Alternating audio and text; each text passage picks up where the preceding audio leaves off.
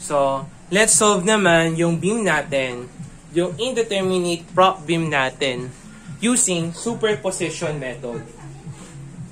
So, eto naman, eto yung ayaw kong part. Kasi, lagi kang nagdo-drawing dito, ang dami mong dinodraw. So, ako more on equations kasi ako. Kasi ayaw akong nagdo-drawing. But for the sake of discussion, siyempre, we will going to discuss etong method na to. Superposition method. So, yung superposition method natin, applicable lagi yan using sa mga cantilever natin. Since prop beam, isa rin yung cantilever beam. So, gagamitin natin yung mga shortcut ways natin. So, no need to memorize yung mga formulas natin. So, gagamitin lang natin yung mga general formula natin dito. So, for this one, ulitin lang natin. Unknown yung reaction natin sa B. Unknown yung moment natin sa A. And also, yung reaction natin sa A. Let's consider this figure as our figure letter A. Next, kapag superposition, anong ginagawa natin? So, ginagawa natin equals. So, yung ginagawa natin, isinahati natin siya. So, una is hahatiin muna natin siya. So, wala tayong ditong reaction sa B. So, unknown yung reaction natin sa B. Nandito siya sa kabila. Nandito yung reaction at B natin. We will treat RB as redundant. So, gagawin natin redundant yung RB natin. So, mangyayari niyan is, ayan. So, una muna is yung uniformly distributed at saka yung 50 kN natin na apply dito sa cantilever. Plus, yung upward reaction natin na RB na cantilever na siya lang mag-isa. So, let's consider this one as our figure B. And dun sa kabila naman, that is our figure letter C. So, dealing with superposition method, yung ginagawa natin dito is dinadraw pa natin yung elastic curve natin. So, for this example, since it is a cantilever beam, mangyayari bago yan mag-deflect. So, at a certain point, hindi yan magde-deflect. Tapos, since pababa yung mga loadings natin, obviously, yung beam natin, it will be deflected ng paganto. Ayan. Tama? Next naman, yung susunod natin, yung figure C naman natin. Since upward yung reaction natin, siyempre, yung beam natin, same principle. Ito yung A natin, ito yung B natin. So, same principle at a certain distance, hindi muna yan magde-deflect. Tapos, magde-deflect yan ng pataas. Kasi nga, yung reaction natin pataas eh. So, it will be deflected pataas. Ayan. So, we will solve yung mga reactions natin dyan. Yung mga deflections pala natin dyan. So, for this example, so, yung pinaka main purpose kasi natin dyan is hanapin natin yung deflection natin dito sa dulo. Let's say sa figure B, that is our deflection number 1. And also dito sa figure C natin, that is our deflection 2. So, bakit ba natin kailangan kunin yung deflection natin sa 1 at saka deflection sa 2? Kasi nga, at dito sa point B natin, kung mapapansin ninyo, at point B, wala tayong deflection. Kasi nga, it is supported by an external support. So, yung deflection natin sa B is equal siya sa deflection natin sa deflection 1 plus deflection 2. So, let that be our equation number 1. So, siyempre, hahanapin natin yung mga values ng mga deflections at 1 at saka 2 natin. So, for that, so kunin muna natin yung deflection natin at figure B. So, consider natin, no? Consider figure B. So, dito muna yung tingin natin sa figure B. So, for the figure B, yung gagawin natin dyan, so, ito yung figure B natin. Siyempre, it will be divided sa dalawa. Itong figure B natin. So, figure B. So, i-divide natin yan sa dalawa. Bakit? Kasi merong dalawang applied sa kanya eh. Itong uniformly distributed na 20 kN at saka yung 50 kN. So, kung i-divide natin yan, so, eto. Tapos, yung 20 kN natin,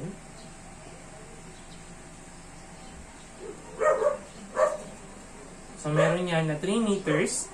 Tama? Dito sa A. Tapos, dito si B. So, meron tayong 2 meters na natitira dito. Next, plus.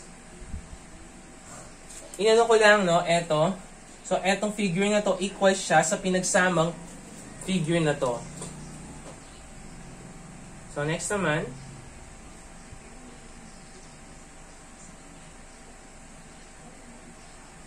Susunod naman, etong 50 kN natin. So, meron tayo dito na 3 plus 1. So, that is 4 meter. Tapos, yung natitira sa dulo, that is 1 meter. So, A and B. Ngayon, i-consider muna natin yung figure B natin. So, aalimin muna natin kung paano ba magde-deflect yung beam natin. So, considering figure B, so it will be deflected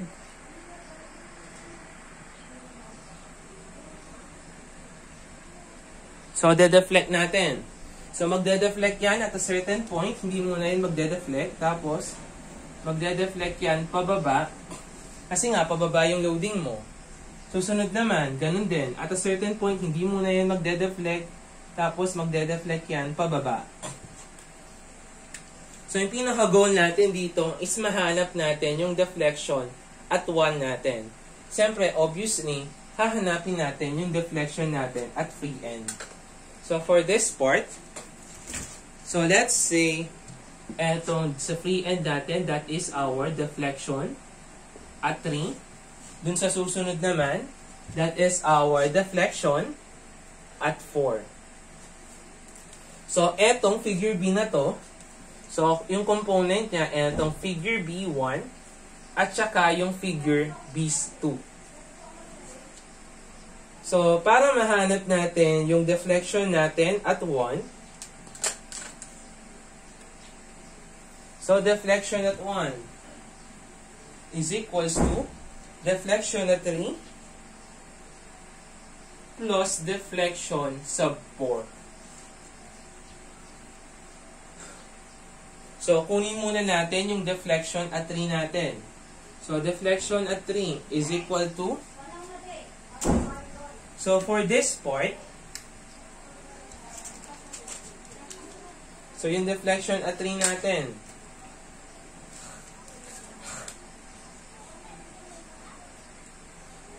so, at this point, sa superposition method, kapag ginagamit natin yung general formula, so, dun sa dulo niya, dun lang natin nakukuha yung deflection. So, etong point na to, kapag ginamit natin yung general formula, dun pa lang natin makukuha yung deflection niya. So, sabihin natin that at this point, yan yung sinatawag nating deflection at 5. So, kung i-reflect natin yan, so, from this part, kulang pa tayo. Ayan. So, yung deflection at 3, tama?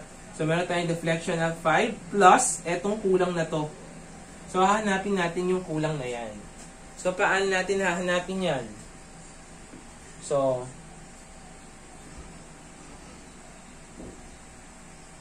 kung magda-draw tayo dyan ng tangent line, yan. So, mangyayari is magkakaroon tayo dito ng, ito yung tinatawag nating Ito yung tinatawag nating theta 1. So, ito naman yung slope natin. Ano ba natin rin? Okay. So, ito yung slope natin, theta at 1. Since isang linya lang yan, tapos along the horizontal, so at this point, nandirito din yung theta 1 natin. So, mangyayari niyan, yung 2 meter natin, alisin muna natin yung 2 meter para mas malinaw. Ito yung theta 5 natin, tapos meron tayong dito, theta 1. So, meron tayong 2 meters sa taas. So, by similar triangles, magkakaroon tayo dyan ng triangle. Sa paano? So, kung titingnan natin, as discussed, dati pa to, no? So, meron tayo ditong theta 1. Tapos, nandito yung 2 meters natin. Tapos, yung hinahanap natin, etong part na to. So, hanapin natin, let's say, x. So, mangyayari niyan, we have opposite over adjacent. So, yung function na gagamitin natin is tangent. So, tangent theta 1, wherein yung tangent theta 1 natin, approximately equal na yan sa theta 1. Kasi sobrang liit lang yan eh. So, mangyayari niyan, that is opposite. X over hypotenuse na 2. So, the value of your x is equals to 2 theta 1. Kaya yung nangyari dito, para makuha natin yung deflection at 3 natin, yung mangyayari niyan is deflection at 5 plus etong value ng x natin, which is equal to 2 theta 1. So, para mahanap natin yung value ng mga deflection natin, so gagamit tayo ng general formula. So, for the superposition method, given the cantilever beam, no, meron tayong fina-follow na general formula. So, yung general formula na yon, it is very helpful, lalong-lalo na sa mga cantilever beam natin.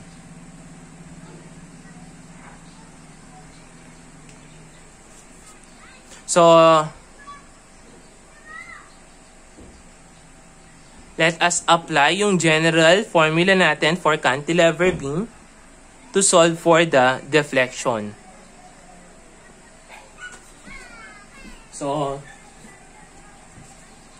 EI, deflection at 5. So, general formula is ML squared over N plus 2. So, na-discuss ko na yan dati. So, kunin natin yung moment natin. So, moment natin dito, paano natin makukuha? So, kunin natin yung M natin dito at this point. So, yung moment natin dyan, that is equal to 20 times 3 times the moment arm of 1.5. So, the value of your M is equal to 90 kilonewton meter. So, yung value ng L naman natin dito is yung 3 meter lang. Kasi hanggang 3 meter lang yung application ng loading natin. So, kung isa-substitute natin,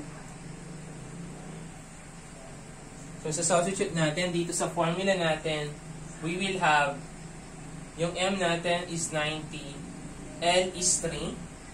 So, E squared natin yan all over.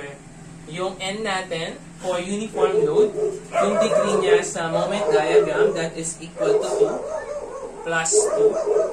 So, EI,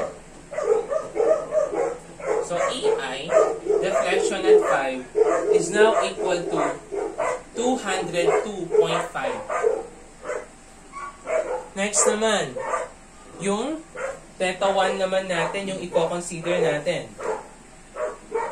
Sabihin natin that is our EI theta 1. So, EI theta 1. So, yung general formula is ML over N plus 1. So, yung M natin, the value of our M is equal to 90. L is 3. n is 2 plus 1. So the value of your EI, theta 1, is equal to 90. So isa-substitute natin para makuha natin yung value ng deflection natin at 3. So that will become EI theta deflection at 3 is equal to, so eto, so yung value ng deflection at 5 natin, that is 202.5. So that is 202.5 plus ita-twice natin yung value ng theta 1 natin na 90. So the value of your deflection at 3 is now equal to 382.5 all over EI kilonewton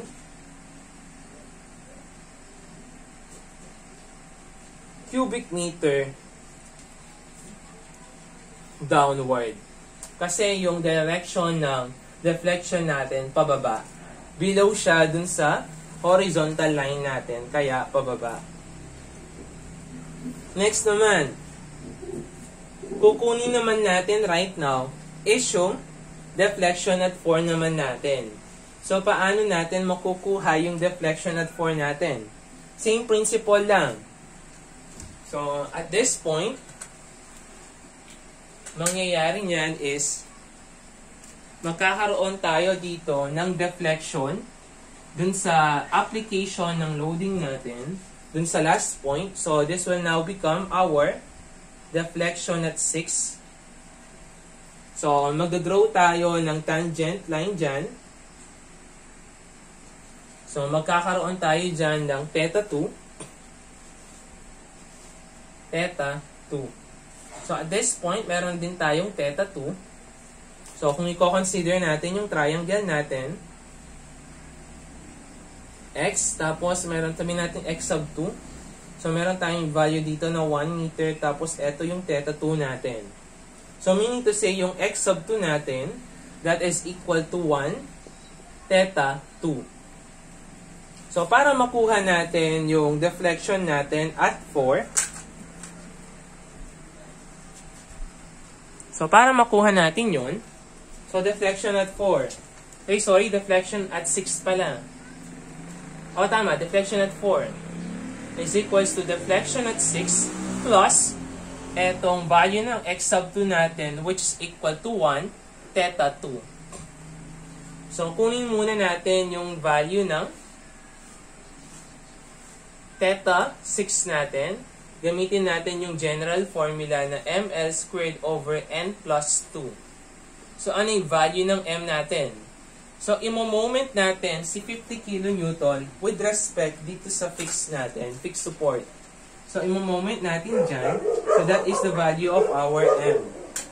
So, for this part, that is 50 kN multiplied by 4.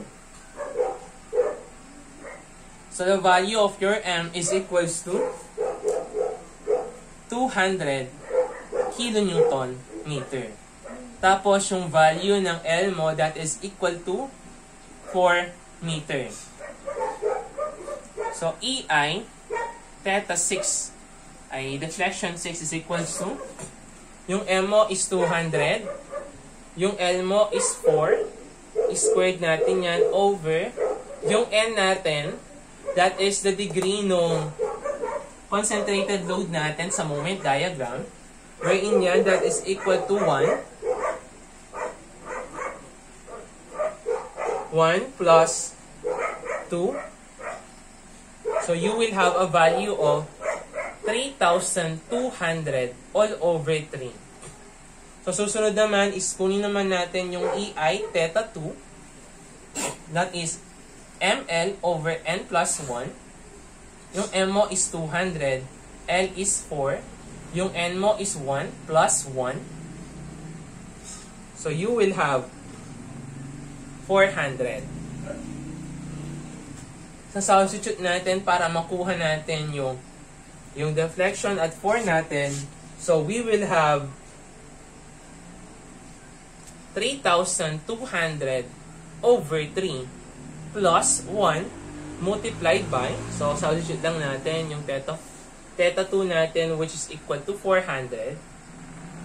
So the value of your deflection at 4 is equals to 4,400 all over 3 EI kilonewton cubic meter pababa. So yung deflection at 4 natin is pababa. So after nating makuha yung deflection at 4 natin, and also yung deflection at 3 natin, so after nating makuha etong dalawang to, so yung deflection 4 and deflection at 3 natin, makukuha na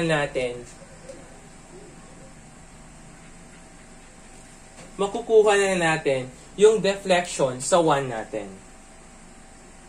So kapag nakuha natin yung deflection sa 1 natin, yung poproblemahan na lang natin is yung deflection sa 2 natin.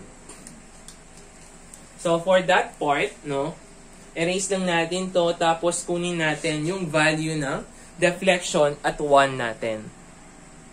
So based dun sa previous calculation natin, we already calculated for the value of the deflection at 3 and deflection at 4 to determine the value of our deflection at 1.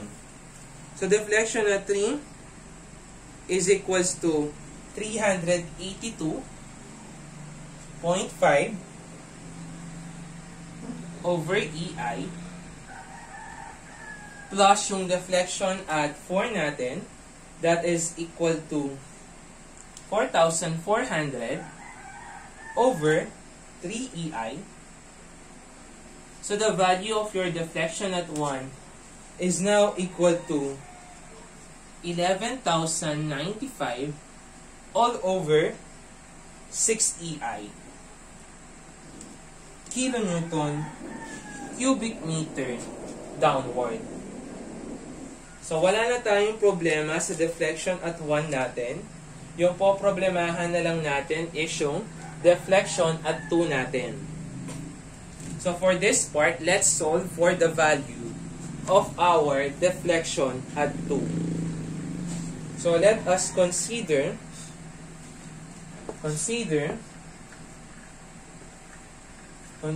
naman natin ngayon is figure C. So kapag i-consider natin yung figure C natin, kukunin natin yung theta 2 natin. Deflection at 2 pala. That is same lang application, ml squared all over n plus 2. So, determine na lang natin, since nasa dulo siya, tapos yung reaction natin is nasa dulo, so wala tayong problema, mabilis lang yung pagkuha ng deflection at 2 natin. So, what is the value of your m in that equation? So, imo-moment natin yan lagi dito sa fixed support natin para makuha natin yung value ni m. So, moment lang natin, that is equal to, meron tayong moment arm na equals sa 5 meter. That is equals to 5 RB multiplied by 5. So, you will have a value of 5 R sub B. What is the value of your length? So, that is equal to 5 meter. So, lagay lang natin dito sa formula natin. So, we will have EI, deflection at 2. The value of your M is 5 RB, R sub B. The value of your L is 5 meter, squared natin, all over. So, yung sa degree ng curve natin dyan is equals to 1 plus 2. So, you will have a value of 125 RB all over 3. So, ito yung value ng deflection at 2 natin. So, ayusin lang natin. So, we have 125 RB over 3 EI. So, from 1, so meron na tayong value ng deflection natin sa 1 and deflection sa 2 natin. So, we will now solve for the value of our given. So, from equation number 1, so we have the deflection at B is equals to deflection at 1 plus deflection at 2. So, yung deflection at B natin, since meron tayong support dyan, yung deflection natin dyan is equals to 0. And also, for this position, no, mangyayari niyan is, ko-consider natin dyan na 0 is equals to yung ano natin dito, yung deflection natin that is downward pababa. So, that will become positive. So, yung deflection natin dyan is 11,095 all over 6 EI minus dito sa deflection natin sa 2 kasi pataas siya. So, yung kino-consider natin na positive is pababa minus yung pataas natin na deflection na 2 which is equal to 125 R sub B all over 3 EI.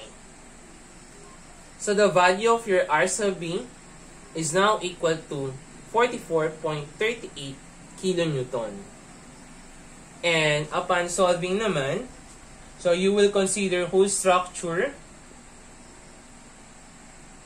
So, kapag i-consider mo yung whole structure, magsasummation moment at A ka, makukuha mo yung moment at A. Magsasummation forces vertical ka, makukuha mo yung reaction at A. So, this is yung procedure natin using superposition method na sobrang haba ng solution natin. That's why I suggest to use either area moment method or double integration method.